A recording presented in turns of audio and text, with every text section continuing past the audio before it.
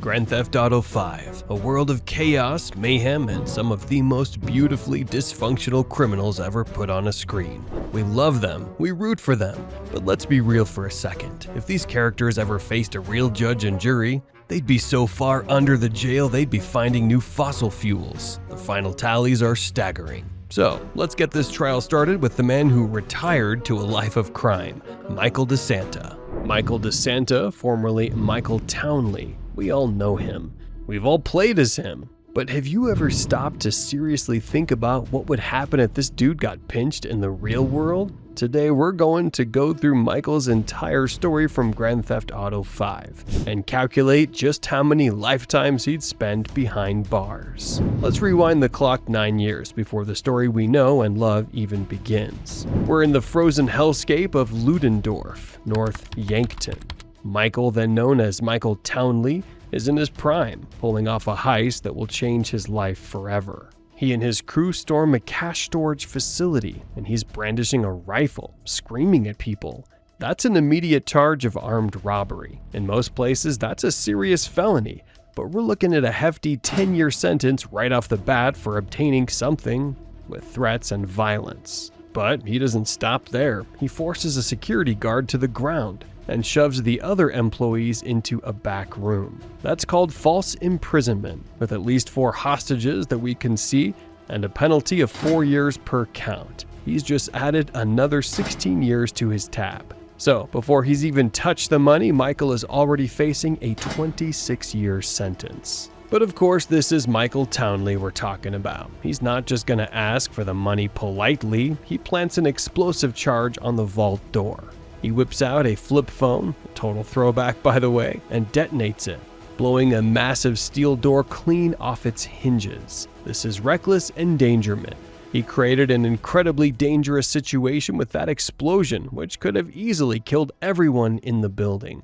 That's another 6 years tacked on. We're now at 32 years. Inside the vault, he's stuffing cash into a bag, so we can safely classify this as grand larceny, adding another 8 years to his rapidly growing tab. The moment they step outside, the police have arrived, and Michael and his crew don't surrender. They dig in and open fire. Michael personally kills at least 21 police officers.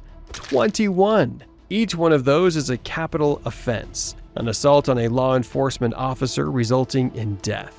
That's 21 life sentences. He's already actively resisting arrest, and not just by running, but by engaging in a full-blown firefight. That's a violent resistance, which will add another 2 years to his sentence, a number that seems almost laughable at this point. So, to recap our North Yankton adventure so far: 1 armed robbery, 4 counts of false imprisonment, reckless endangerment, 21 counts of murder, and resisting arrest. The grand total is already 21 life sentences plus 34 years. And he hasn't even left the parking lot. The getaway is just as chaotic. They jump in an SUV and the chase is on. Michael sideswipes a police car, deliberately trying to run it off the road. That's a clear attempt to kill the officers inside. We can add 2 counts of attempted murder to the list, each carrying a life sentence. His driving is beyond reckless, swerving through traffic and endangering every single person on the road. That's another charge of reckless endangerment, adding 6 more years.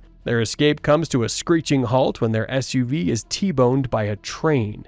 In the chaos that follows, their crew member, Brad, is shot by a hidden sniper. Now, this is part of a larger conspiracy. Michael had made a deal with a corrupt FIB agent, Dave Norton, to set up his crew and fake his own death. Brad was supposed to be arrested, and Trevor was supposed to be killed. The plan was for Michael to get a new life. First, there's the conspiracy to commit murder against Trevor Phillips. Even though Trevor survived, the act of planning it is a crime in itself, which carries a 14-year sentence. Then there's the death of Brad. Even though Dave pulled the trigger, it happened during the commission of their planned conspiracy, making Michael an accessory.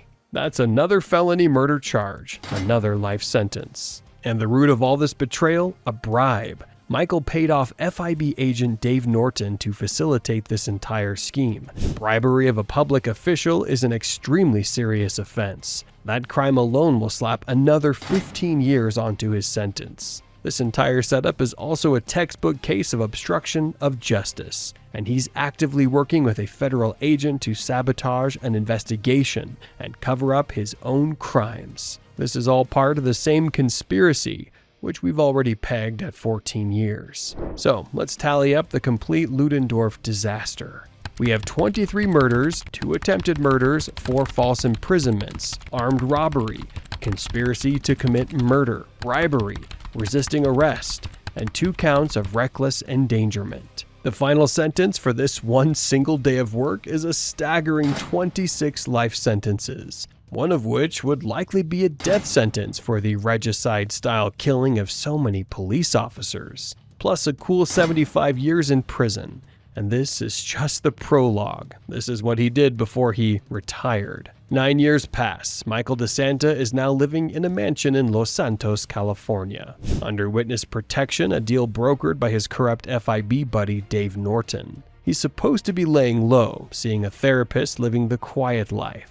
But you can't take the chaos out of the man. He finds a man named Franklin Clinton attempting to repossess his son's car. Instead of calling the police or the dealership, Michael climbs into the back seat, puts a gun to Franklin's head, and forces him to drive.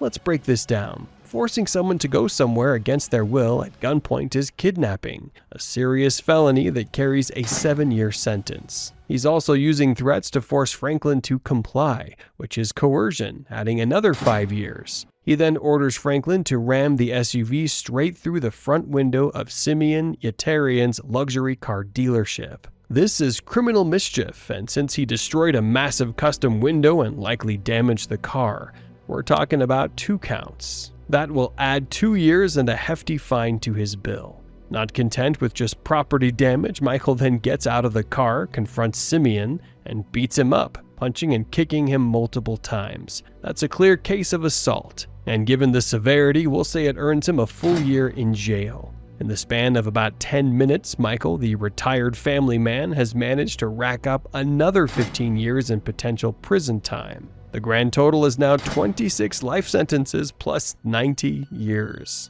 His life continues its downward spiral. After a frustrating attempt to bond with his son Jimmy, he discovers his multi-million-dollar yacht has been stolen. He and Franklin chase down the thieves, and Michael engages in a shootout on a busy Los Santos freeway. Now, you can argue this is self-defense or defense of property, but opening fire with automatic weapons in the middle of traffic is reckless endangerment at the very least. Another 6 years. But the real fireworks happen when he gets home. He finds his wife, Amanda, with her tennis coach. In a fit of rage, Michael and Franklin chase the terrified coach in a white pickup truck. Stealing that truck is grand theft auto, another 5 years. They follow the coach to a stunning modernist mansion perched on a cliffside in the Vinewood Hills. Michael, believing the house belongs to the coach, decides that a simple beatdown isn't enough. He attaches a winch from the truck to one of the support beams of the house and literally pulls the entire structure down the cliffside, causing it to collapse into a pile of rubble. This is felony criminal mischief on a scale that is hard to comprehend. The damage is in the millions. The single act of rage would add at least 3 years to his sentence, and a fine that would make even a millionaire like Michael sweat, probably around $2.5 million. The problem is the house didn't belong to the tennis coach. It belonged to the girlfriend of a powerful and dangerous cartel boss named Martin Madrazo.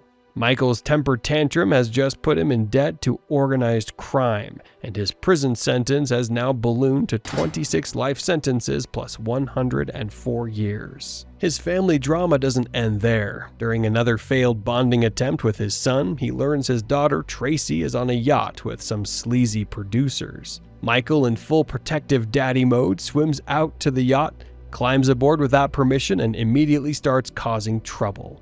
Climbing onto a private vessel without permission is trespassing, which is a year in jail plus a $1,000 fine. He throws a speaker overboard, which is minor criminal mischief, but still another fine.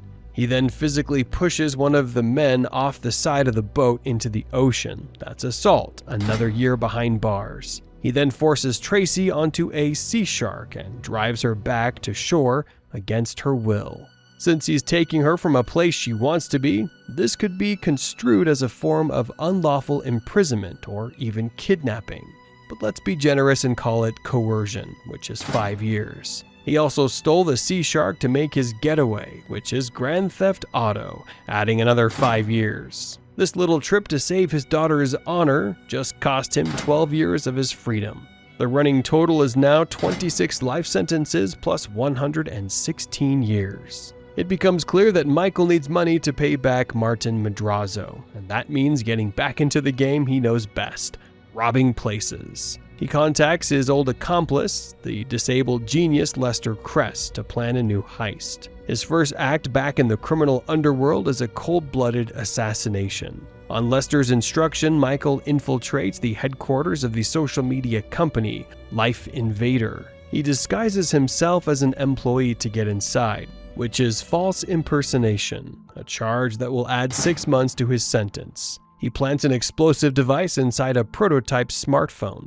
Later, while watching the company's CEO, Jay Norris, unveil the phone live on television, Michael calls the number, triggering the bomb and assassinating Norris in front of a global audience. This is premeditated first-degree murder. Michael has just added a 27th life sentence to his record, along with 116.5 years. To plan their robbery of the Evangelico jewelry store, Michael and Lester scope out a construction site to find a way onto the roof. That's trespassing, another year in prison. To secure the money from the eventual heist, they'll need to clean it, which is money laundering, a crime that comes with 1.5 years in prison and a massive $250,000 fine. He also has to bribe someone to get the necessary equipment, which is another 15 years tacked on. The plan requires a specific vehicle, a Bugstar's pest control van. Michael goes to their warehouse, another act of trespassing for another year, and simply steals the van, triggering a police chase. Stealing the van is grand theft auto, which is 5 years. Fleeing from the police is evading arrest, a 1-year penalty. In another prep mission, he has to acquire some high-tech carbon rifles, and flees from the cops on a motorcycle, which is another count of evading arrest, adding another year to his sentence. During this chase, he's firing his weapon to deter his pursuers. That's a negligent discharge of a firearm, which is another year.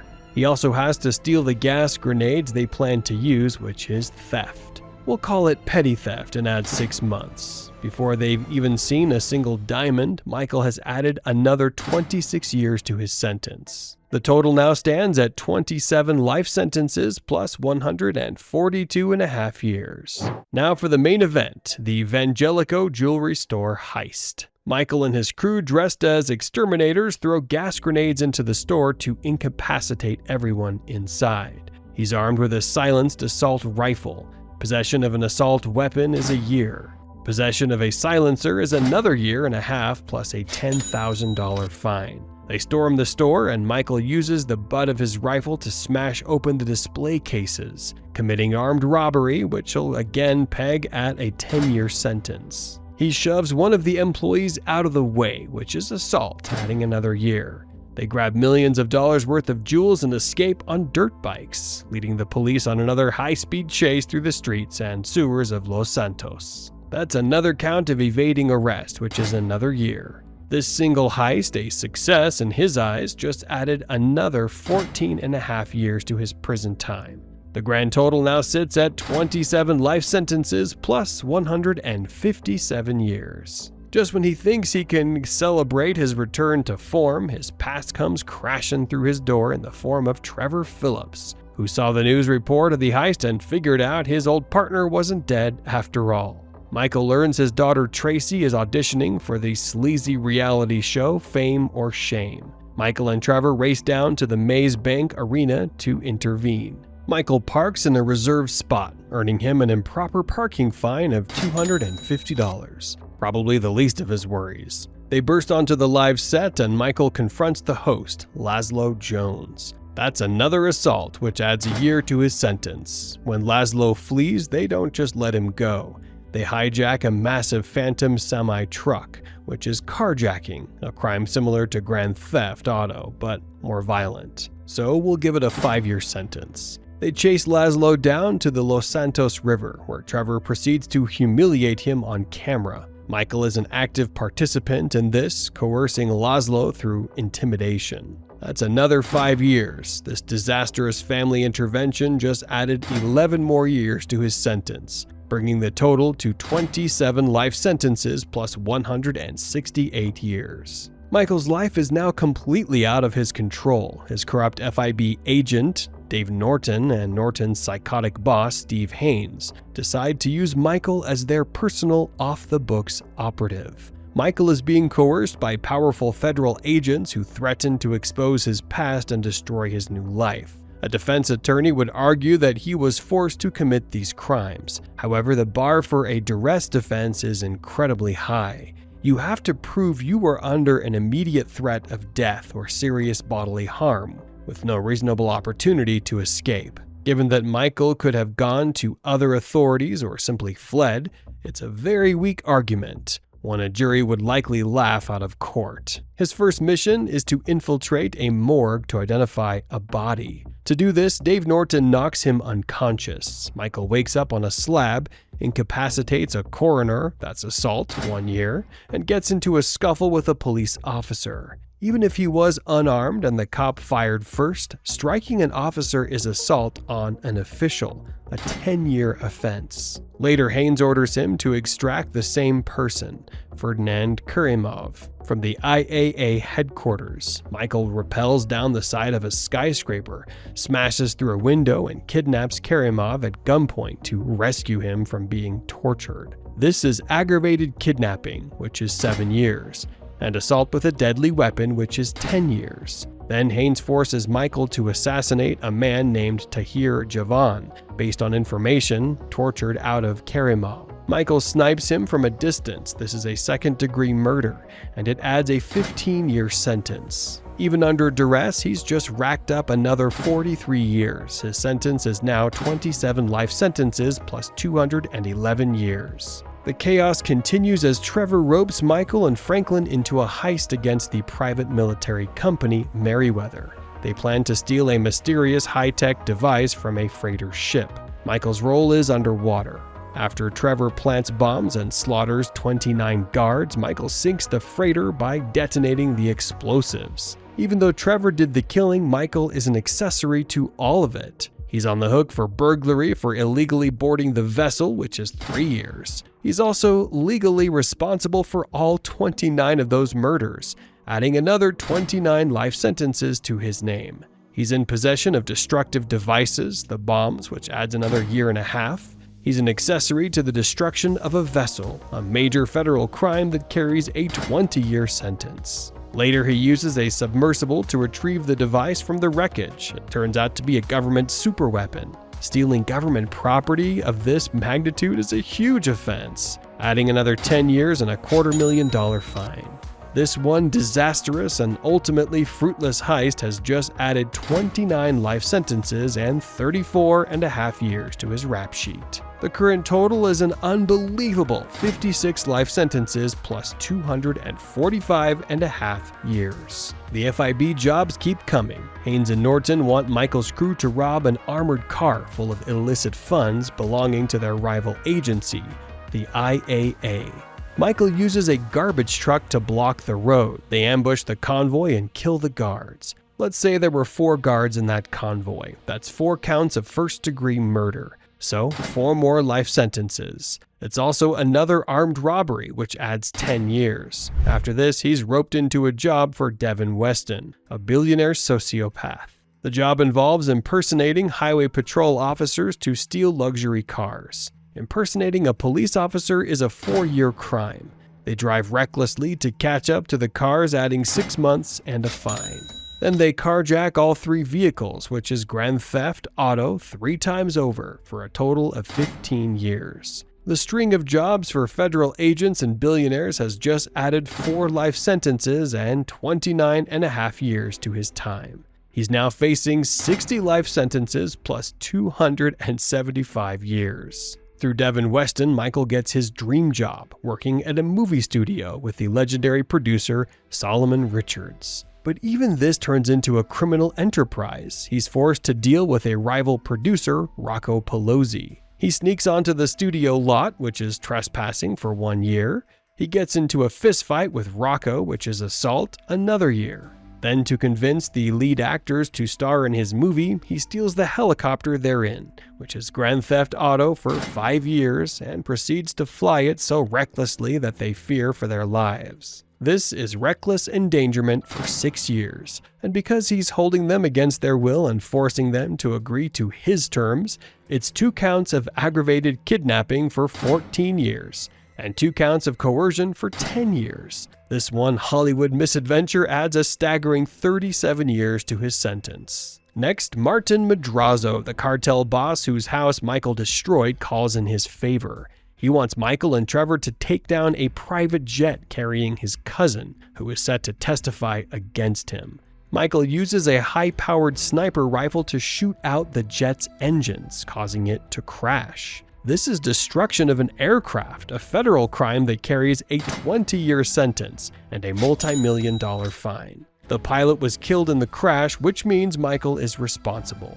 That's another felony murder, another life sentence. This entire act is designed to stop a witness from testifying, which is obstruction of justice, a crime that falls under conspiracy, for which he gets 14 years. He then destroys the van he used for the hit, which is destroying evidence, another part of the conspiracy. To top it all off, Trevor kidnaps Madrazo's wife, and Michael is now an accessory to that kidnapping, which adds 7 more years. The single job for the cartel has cost him 1 life sentence and 41 years. The total now stands at 61 life sentences plus 353 years. The FIB calls again. This time they're robbing a bank in Paleto Bay, supposedly to get funds to fight terrorism. Before the heist, Michael helps Trevor and Franklin track down the rival O'Neill brothers. Michael uses a thermal scope to snipe 2 of them in a forest. That's 2 counts of first-degree murder,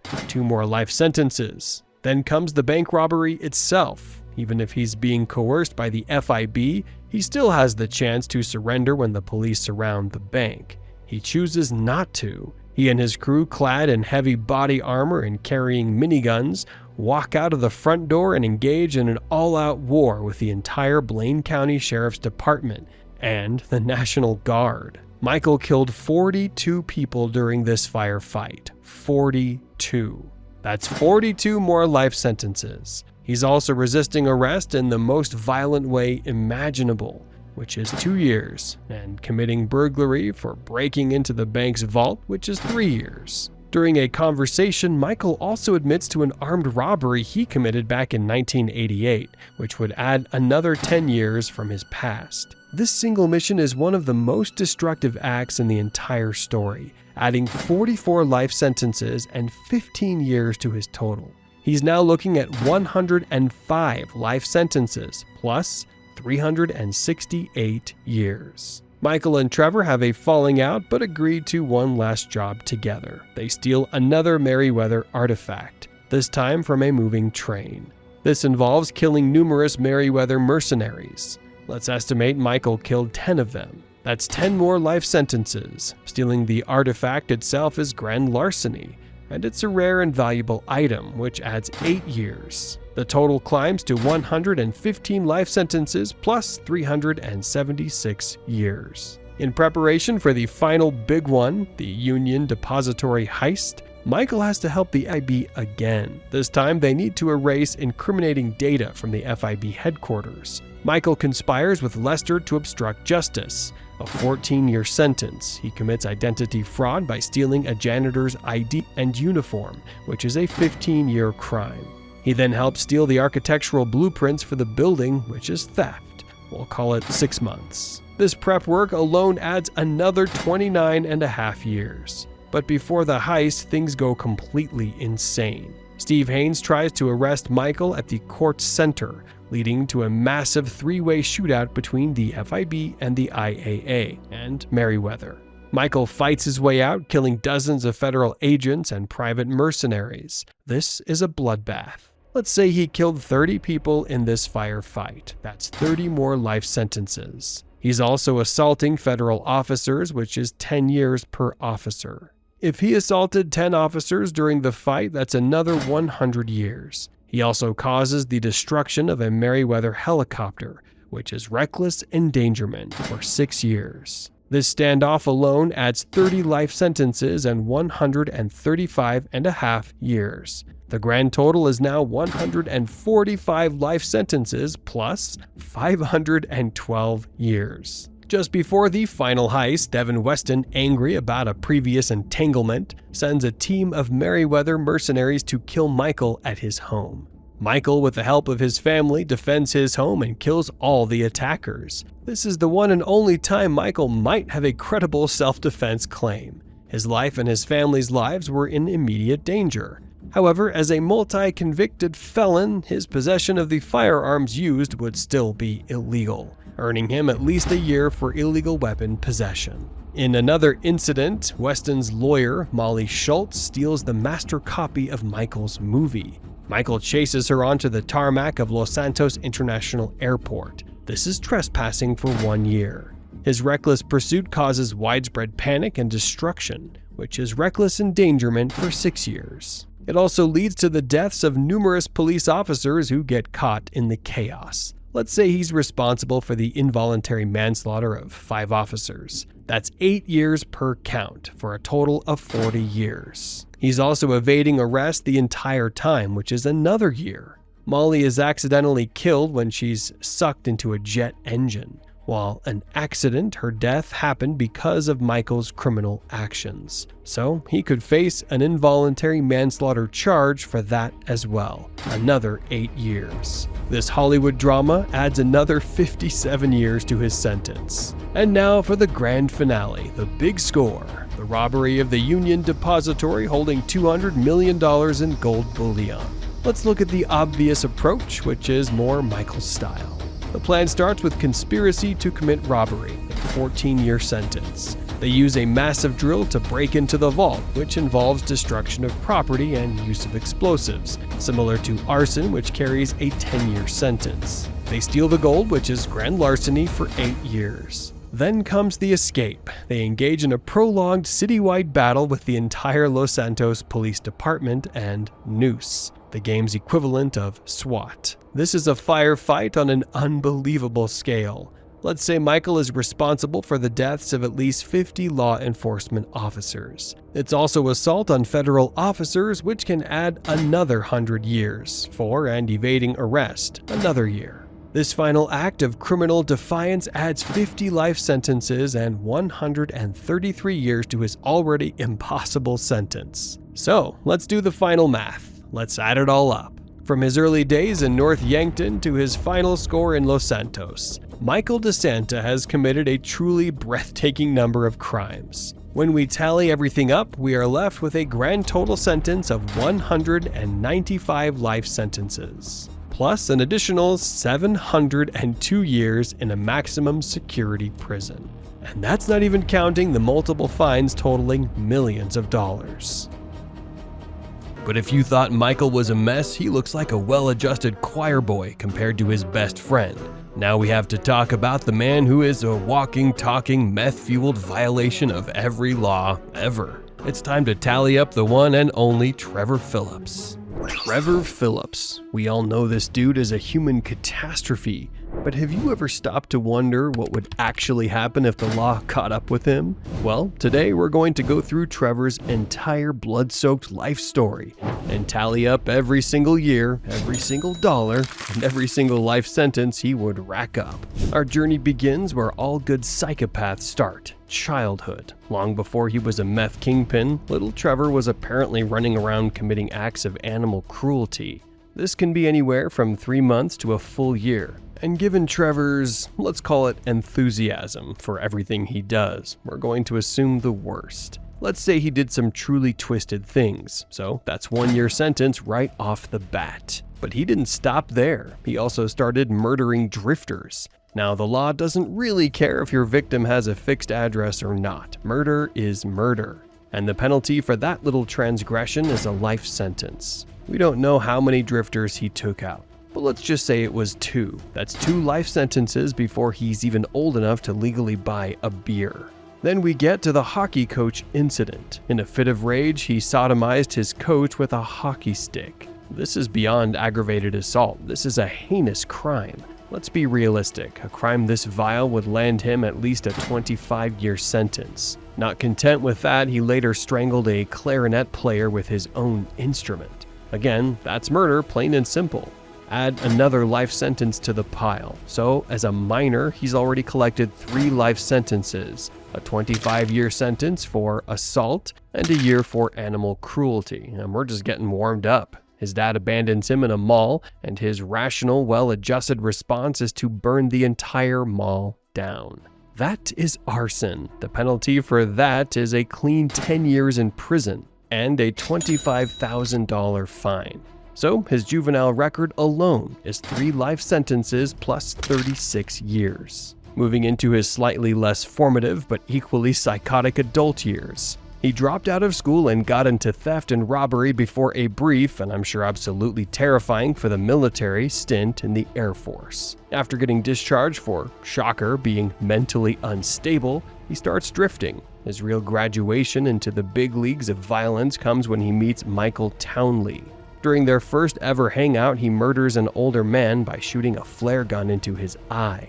You know, as you do. That's another count of murder, which means another life sentence. Then he and Michael dispose of the body in a lake. That's unlawful disposal of a corpse. A crime like that, desecrating a body and hiding evidence of a murder, would easily fetch a 5-year sentence. So we're tacking on another life sentence and 5 years. Their first official job together was robbing a check-cashing business. The clerk recognized him, which is a rookie mistake, and he got caught and served 4 months. So we can add a charge of armed robbery to his official record. Since armed robbery involves both theft and a threat of violence with a weapon, a realistic sentence for that would be around 15 years. He only served 4 months, which means he got off incredibly light. But the charge stands. Upon his release, he and Michael, with Lester Crest whispering in their ears, go on a full-blown robbery spree across the Midwest. He frequently murdered people in broad daylight. Let's be extremely generous and say during this entire spree he only murdered 10 people. That's 10 more life sentences. Each robbery itself is an armed robbery. So let's say they hit 5 major scores. That's 5 counts of armed robbery, each carrying a 15-year sentence, for a total of 75 years right there. This was all done as a crew, so we can slap on a charge of conspiracy to commit robbery for each heist, which is 14 years a pop. 5 heists, that's another 70 years. And because this is a sustained organized criminal enterprise, it would add another 20 years to the sentence. This all leads to the infamous 2004 Ludendorff Crash Depot heist, the job that blew everything apart. During this robbery, Trevor personally shoots and kills a security guard who had Michael at gunpoint. Some might try to argue this was defense of another, but that defense goes out the window when you're in the middle of committing a violent felony. You don't get to claim self-defense when you created the dangerous situation. So that's murder of a law enforcement or security officer. It's still a life sentence. The heist itself involved armed robbery, another 15 years. Resisting arrest is a big one, as the entire escape was a massive firefight with the cops. That's a 2-year sentence. Destruction of property was rampant. They shot up the whole town. Let's tag on 5 years for felony destruction of property. And when it all went sideways, Trevor managed to escape, making him a fugitive from justice. That adds fleeing police a 1-year sentence and escaping lawful custody, a 2-year sentence. He reestablishes himself in Sandy Shores and founds the illustrious Trevor Phillips Enterprises, which is less of a business and more of a one-man crime wave. His new portfolio includes drug trafficking, meth production, and arms smuggling. Drug trafficking for cooking up that sweet, sweet crystal meth is a hefty 15 years plus a $100,000 fine. Arms smuggling is a specific form of smuggling, which carries a 4-year sentence. He also engages in personal violence, like sexual exploitation, forcing people into sexual acts for drugs. Let's call it a 25-year sentence per count. He also murdered an entire group of fooligans at a quarry. How many is in a group? Let's say 5. That's 5 more life sentences. And just to show he hasn't lost his touch, he sexually assaults Wade with a hockey stick. Again, this is an incredibly violent sexual crime. That's another 25-year sentence. Then the GTA Online protagonist shows up and Trevor sees a new employee. He immediately involves the player in drug trafficking, ordering them to steal narcotics from rival groups like the Lost MC. This is conspiracy to commit theft, but it also is conspiracy to commit drug trafficking. The trafficking itself would probably carry a 15-year sentence. He also directs the player to kill rival dealers. This makes him directly responsible for those deaths. It's conspiracy to commit murder. For every dealer the player kills on his orders, Trevor gets a life sentence. Let's say over the course of these missions, at least 5 dealers are taken out. That's 5 more life sentences for Trevor. He expands his operations to aerial smuggling and destruction of property, tasking the player with taking down rival planes. That's unlawful use of weapons, probably a form of illegal weapon possession at 1 year.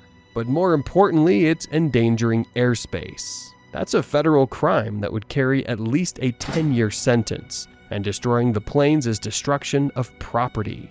And since a plane is worth a lot, that's felony destruction, tacking on another 5 years. He then plans a big heist, recruiting the online protagonist to steal a massive quantity of drugs from the Vagos, the Lost, and the Ballas. He's now in possession of a massive quantity of stolen drugs with clear intent to distribute. That's a possession with intent charge, which is another 15 years. When the rival gangs show up to get their stuff back, a massive shootout ensues. Trevor and his crew commit armed assault and murder. Let's say 10 gang members die in this firefight. That's 10 counts of murder. So 10 more life sentences for Trevor.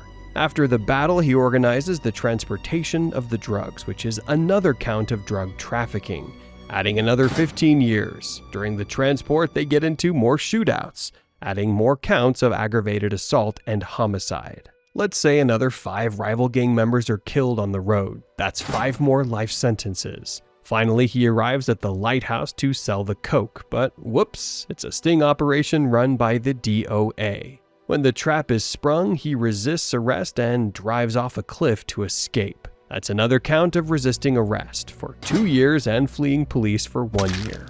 And because he actively sabotaged a federal investigation, that's a charge of obstruction of justice, which would easily add 5 years to his sentence. Now we arrive at the start of GTA 5's timeline for Trevor. The first thing we see him do is commit adultery with Ashley, Johnny Klebitz's girlfriend. Morally bankrupt? Yes. A crime? Not really. So he gets a pass on that one, surprisingly. But then Johnny confronts him, and this is where it all goes wrong. Trevor is provoked, sure, but the legal concept of self-defense has limits. Trevor mocks him, belittles him, and then grabs him and throws him to the ground. That's assault, probably for 6 months. He then smashes a beer bottle in Johnny's face. Now we've escalated to aggravated assault with a deadly weapon, which is a 10-year sentence. But he isn't finished. He then stomps repeatedly on Johnny's head until he's dead. This is murder. There is no self-defense claim here. The threat was over, and his response was grotesquely disproportionate. This is a clear-cut life sentence. Knowing the Lost MC will come for revenge, he decides to launch a preemptive strike. He goes to their hangout, provokes them, and then follows them to their trailer park and launches a full-scale massacre. He kills numerous members, including Terry Thorpe and Clay Simmons. This is mass murder. Let's estimate he killed at least 15 bikers in this attack. That's 15 more life sentences plus charges of gang-related homicide, which would have sentence enhancers. He also causes massive destruction of property to consolidate his power. He confronts Ortega, the leader of the Aztecas. He pushes Ortega's trailer into a river. That's destruction of property, another 5 years. And also arson if it was ignited, which is 10 years and a $25,000 fine. He then has the option to kill Ortega. If he does, that's another murder charge and another life sentence. Even if he spares him, he's still committed intimidation with threats of violence, a 3-year sentence. He then threatens Wade to keep looking for Michael, which is criminal intimidation, another 3 years. He goes to Ammunition and threatens the clerk at gunpoint to get a free sniper rifle, That's armed robbery for 15 years and assault with a deadly weapon for 10 years. He then uses that rifle to cover Ron in an attack on the Lost. He shoots and kills several bikers, let's say 4 of them. That's 4 more life sentences. When a helicopter arrives, he shoots the pilot, causing it to crash. That is murder, another life sentence, and also destruction of an aircraft, a federal offense that would carry a sentence of around 20 years. He then hijacks another plane, but not before running over and killing 2 bikers on the runway. That's vehicular homicide, which is basically involuntary manslaughter. So that's 8 years for each, a total of 16 years. He then takes off and flies dangerously, which is reckless endangerment of the skies, another 10 years. Finally, he and Ron drop contraband into boats, which is smuggling and trafficking.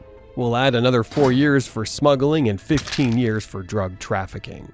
His criminal ambition doesn't stop there. He tries to partner with the Los Santos triads led by Wei Cheng. During their meeting, the Aztecas attack his meth lab. He's forced to hide Tao Cheng and his translator in a freezer. That is kidnapping, a 7-year sentence, and false imprisonment, a 4-year sentence. He and Chef then defend the lab in a massive shootout, killing numerous Aztecas and Vagos members. If Ortega was spared before, Trevor kills him here. Let's tally this up as another 15 murders. That's 15 more life sentences. He later tracks down Tao and the interpreter at the Yellow Jack Inn and menaces them for information. That's criminal threats and intimidation for 3 years. He learns they are working with the O'Neill brothers and makes a threatening phone call to Elwood O'Neill. That counts as harassment and intimidation, tacking on another 3 years. Then he drives to the O'Neill ranch and launches a one-man war. He kills all the guards outside. Let's say that's 10 guys. 10 counts of homicide, 10 life sentences. He then finds their meth lab in the basement, pours gasoline everywhere, and burns the entire ranch to the ground. That is arson, a 10-year sentence plus a $25,000 fine. And also drug manufacturing, since he's destroying a rival lab, which would probably be prosecuted as part of a larger criminal enterprise. But the arson charge is the big one here. This little business dispute has cost him 25 life sentences and 27 years. Wade finally finds a lead on Michael, a man named Michael DeSanta in Los Santos. When Wade tells him, Trevor assaults him by punching him off the porch. That's assault, another 6 months. He then punches him again, another 6 months. Before leaving for the city, he has one last piece of business with the Lost. He goes to their trailer park in Stab City, sneaks around and murders the remaining members. Let's say he kills another 10 bikers here, 10 more life sentences. He then plants sticky bombs and blows up the entire trailer park to Kingdom Come. This is a massive act of arson and destruction of property.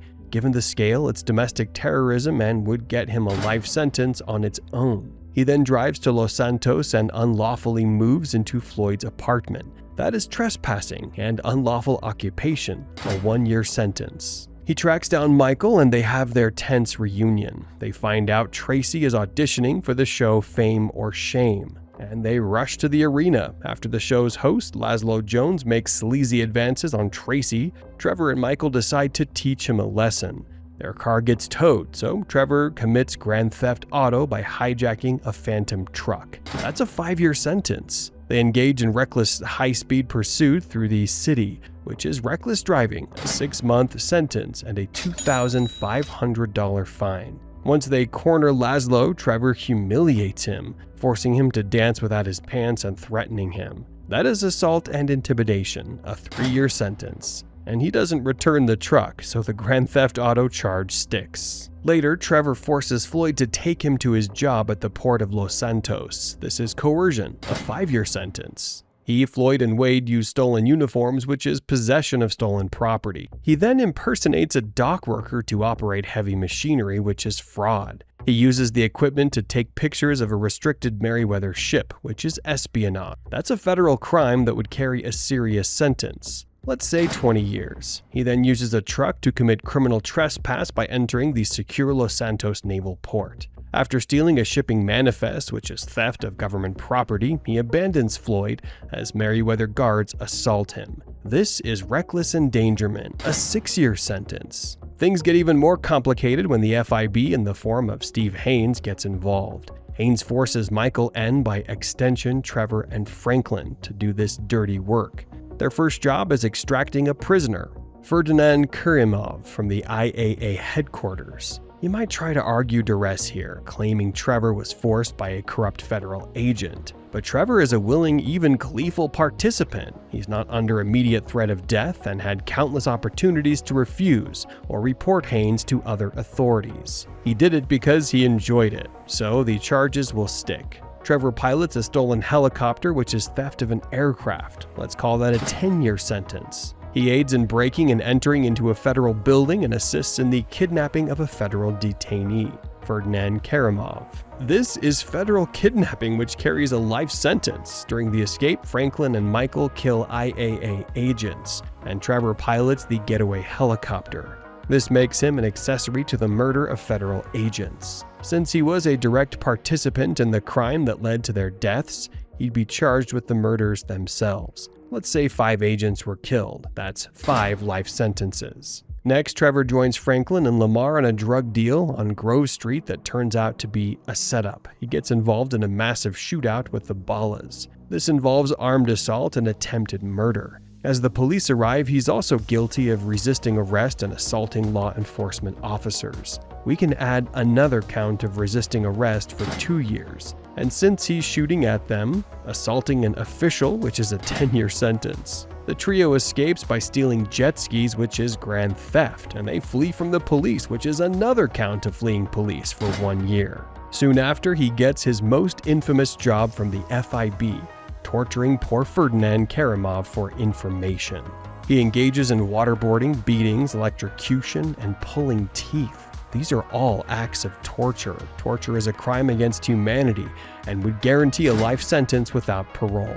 He also commits aggravated assault and battery with each act. Haynes orders him to execute Kerimov, but Trevor defies the order and helps him escape instead. While this is a moment of humanity, it's still a crime. He is aiding and abetting the escape of a federal detainee, which is a federal crime that would net him at least 10 years. Trevor finally gets to run his own heist on the Merryweather freighter. In the freighter approach, he's involved in conspiracy to commit robbery for 14 years, and after the ship is sunk, he pilots a submersible to steal a classified military device. This is theft of restricted military property. Given it's a superweapon, this is a massive charge. It's analogous to possessing a weapon of mass destruction, which carries a life sentence. He's also an accessory to the murder of the Merryweather guards on the ship. Let's say 20 of them died, 20 life sentences. In the offshore approach, he again steals the device, which